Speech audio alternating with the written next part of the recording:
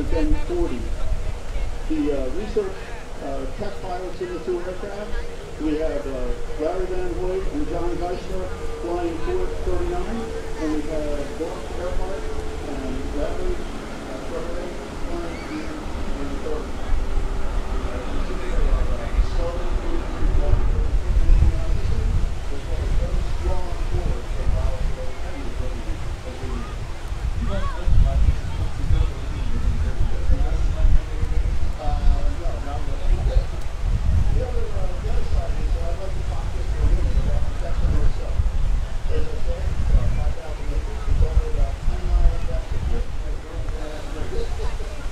We also look at all the programs that the FAA is working on.